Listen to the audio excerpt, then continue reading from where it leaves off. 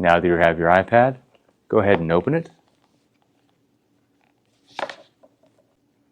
Notice that on the lock screen, it'll show your name and department.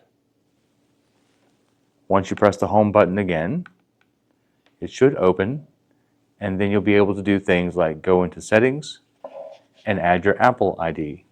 Your Apple ID is important if you want to add any free apps to the iPad. It comes already loaded with free apps available to the assistive technology group. First, let's add in our Apple ID. Again, you had an email sent to you about creating an Apple ID that did not have a credit card attached to it, so you're not going to use any personal Apple IDs. Instead, you're going to go to the Apple account inside settings, sign in manually.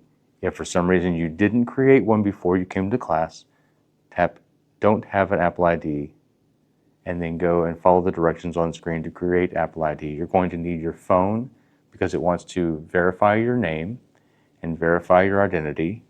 If you've already done this, simply go to Sign In Manually, type in your email address you used.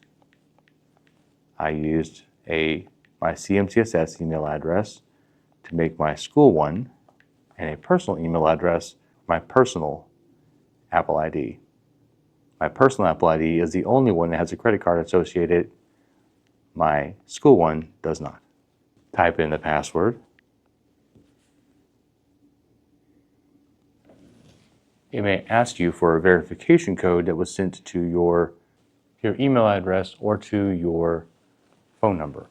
In this case, mine was sent to my work phone. I'm going to go and allow. It's going to give me a code that I can use this one time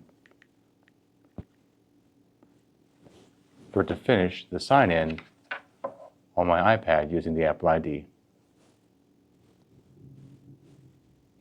Once it finishes, it asks if you want to merge anything with iCloud. I'm going to choose Don't Merge for the time being, and it will complete the process. Now I am signed into this iPad using my Apple ID.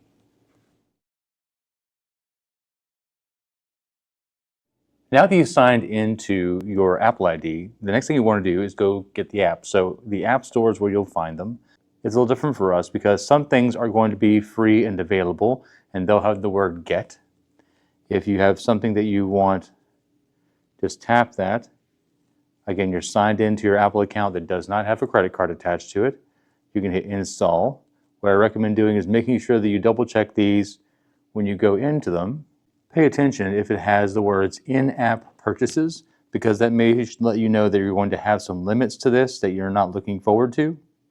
In-app purchases will often tell you what those in-app purchases are for. Sometimes they're just for extra add-ons. Sometimes they're for subscriptions. So be mindful when you're going to look at the apps. Additionally, you may find some that have a price. If you're looking for ones that are free, that's not a problem as long as they're school appropriate.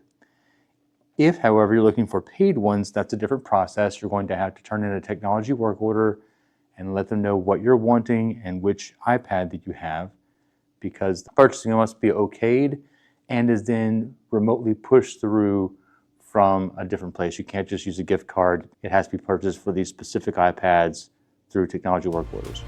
Now, if you'd like help with this or other technology tools, reach out to instructional technology at cmcss.net for help.